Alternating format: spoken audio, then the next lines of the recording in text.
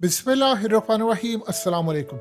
आज तकरीबन 2.25 साल के बाद चाइनीज और भारतीय सोल्जर्स की एक दफ़ा फिर बड़े पैमाने पर लड़ाई हुई है। लेकिन हमेशा की तरह जब हकीकत टीवी ने आपको जब इनकी गुफ्तगू हो रही होती थी असल कहानी बताता था, आज भी हकीकत टीवी आपको खबर बताएगा।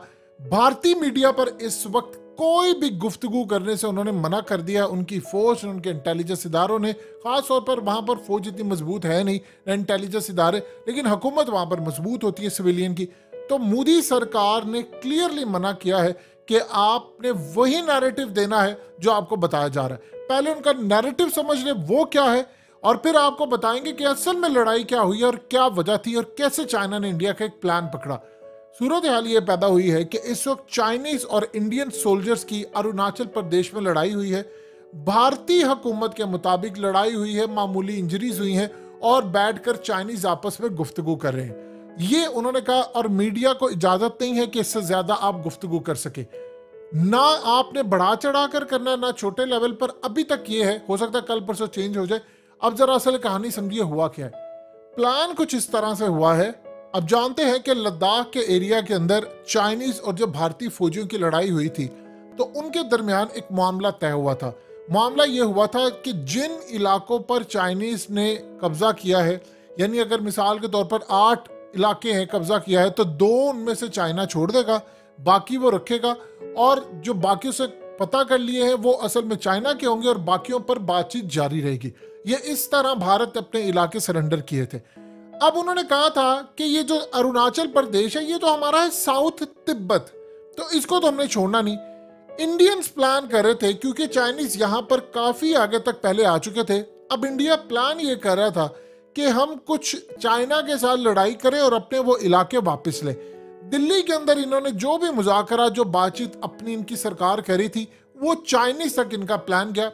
अब वो प्लान कैसे जाता है, आप यहां से अंदाजा लगा लें कि सीआईए का चीफ भारत आता है तो उसके एक साथ वाले स्टाफ के ऊपर एक हमला होता है रेडियो वेव्स के जरिए और बाद में तहलका मच जाता है। अब जाहिर सी बात है उनका इशारा तो चाइना की तरफ है, लेकिन वो चाइनीज को कहते नहीं है कि कैसे पता चला किसी को कि इलेक्ट्रोमैग्नेटिक पल्स वेपन तक की इनके पास रसाई है, वो कैसे सारा काम कर सकते हैं। अब सीन ये हुआ कि दिल्ली के अंदर जो कुछ हो रहा था, जो चीजें तय हो रही थी, जो मामला हो रहा था, वो सारे का सारा चाइना को पता चला। चाइना ने काम ये किया है कि इंडिया के इलाके जहां पर इंडियन फौज इस वक्त पेट्रोलिंग कर रही थी अरुणाचल प्रदेश में, उन्होंने वहां पर जाकर उनसे इलाका छीनने की कोशिश की। अब जब वो वहां पर उनके इलाके में चले गए तो काफी सारा इलाका इस वक्त चाइनीज फौजियों ने कैप्चर कर लिया है। वहां पर उनकी लड़ाई हुई है भारत के साथ। भारतीय फौजियों से लड़ाई हुई तो उनसे जब पूछा गया तो उन्होंने कहा ये जो एलएसी का एरिया है ये ख्याली, हम इसको मानते ही नहीं है, हम अपने इलाके में आए हैं। ये चाइनीज का नैरेटिव जरा देखिए, बड़ा कमाल का है। वो कहते हैं कि हमने अपना इलाका आपसे लेने के लिए आए हैं। वहां पर भारतीय फौजियों से इनकी हुई है लड़ाई। कई फौजियों को इतनी क्रिटिकल हालत है उनकी कि गालिबन अभी तक जो मामला सामने आ रहे हैं, इनसाइड रिपोर्ट्स है, उसके मुताबिक इतनी क्रिटिकल हालत है कि कई उनमें से मर सकते हैं। और कईयों की हालत ये है कि अगर किसी भारतीय फौजी को मारा है तो भारत उसको छुपा रहा है और चाइना ने भी अभी लपकुशाई नहीं की। अब सूरत हाल ये पैदा हुई है कि ये वाकया हुआ था 9 दिसंबर को। अब आप देखिए कि 9 दिसंबर को एक वाकया होता है तो आप इमेजिन कर लें कि होना ये चाहिए था कि उस वाकये को आप अगले दिन बता देते। उन्होंने उस वाकये को 4 दिन के बाद मीडिया में लेकर आए। उसकी वजह क्या है, आज अफगानिस्तान के अंदर चाइनीज होटल के ऊपर हमला हुआ और उसमें दाइश के एलिमेंट्स, और गालिबन इसमें यह कहा जा रहा है कि अब जो चाइना के पास इतलात आ रही हैं, एक तो उन्होंने अफगान तालिबान के साथ खामोश अंडरस्टैंडिंग की है कि जितने भी लोग मरे हैं वो उनके नंबर्स नहीं बताएंगे। खामोश अंडरस्टैंडिंग होती है हमेशा से हुकूमतों के दरमियान। दूसरी सबसे अहम तरीन चीज ये है कि भारतीय फौजियों को चाइनीज ने मारा भी है, कई क्रिटिकल हालत में है, और चाइना के पास उनके मनाजर, उनकी वीडियोस, उनका डाटा सब कुछ मौजूद है। अब वो करते क्या है कि वो चुप करके रहते, वो इलाके फतह करते रहते। जब अगला आकर आसमान तक पहुंच जाता है, यानी उसकी चीखें आसमान तक जाती हैं, तो फिर वो कोई डाटा रिलीज करते हैं। अब याद कीजिए कि हमेशा की लड़ाई में उन्होंने क्या किया। अब सूरत हाल ये पैदा हुई कि कई भारतीय फौजियों के मरने की इतलात है।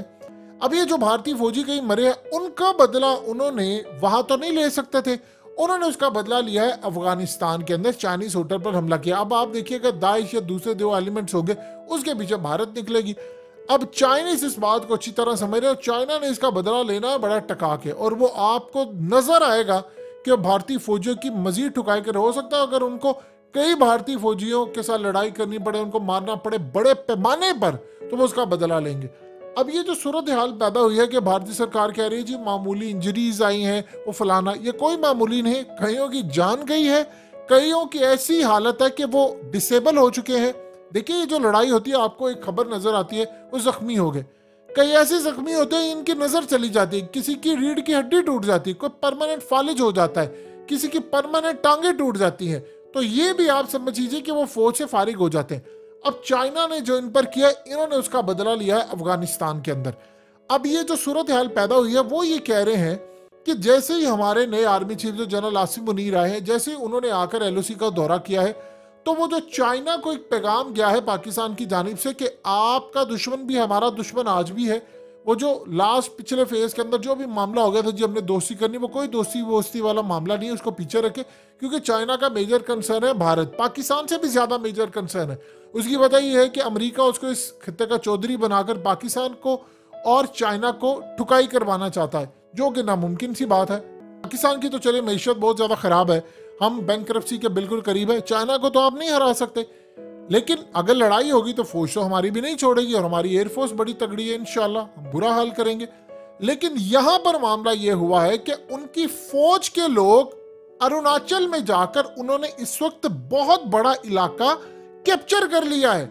अब ये जो गुफ्तगू हो रही है चाइनीज और भारतीय फौजियों की, उनके ऑफिसर्स की गुफ्तगू ये हो रही है कि भाई आप इलाके वापस छोड़ें, आप इलाके छोड़े, और चाइनीज ये कह रहे हैं कि हम आपके इलाके में तो आए ही नहीं है, ये तो वो हमारा इलाका है जो आप कई सालों से दबा कर रखे, हम तो अपने इलाके में खड़े हैं। जिस तरह मोदी ने काम किया था तो चाइनीज उसको कैश करवाया, मोदी ने कहा था ना कोई घुसा है ना कोई घुसा हुआ है, तो चाइनीज ने कहा ये जो हम आप लोग क्लेम कर रहे हैं कि हम आपके एरिया में आके आपका इलाका फतह कर लिया है, ये आपका इलाका नहीं है, हम अपने इलाके में खड़े हैं, आप हमारे इलाके में खड़े, आप छोड़कर जाइए।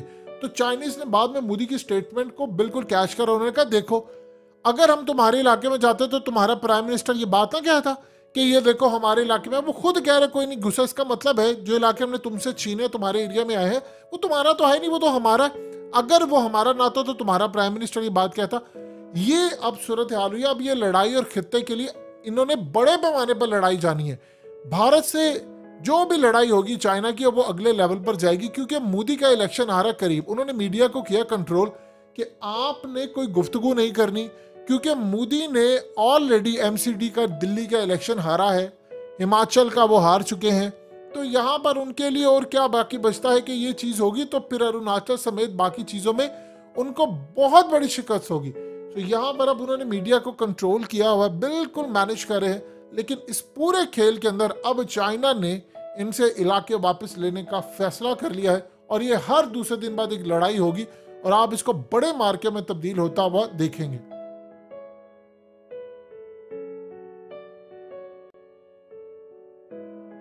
हकीकत टीवी को सब्सक्राइब करना मत भूलें, वीडियो को लाइक करें, शेयर करें और कमेंट सेक्शन में अपनी राय का इजहार जरूर करें।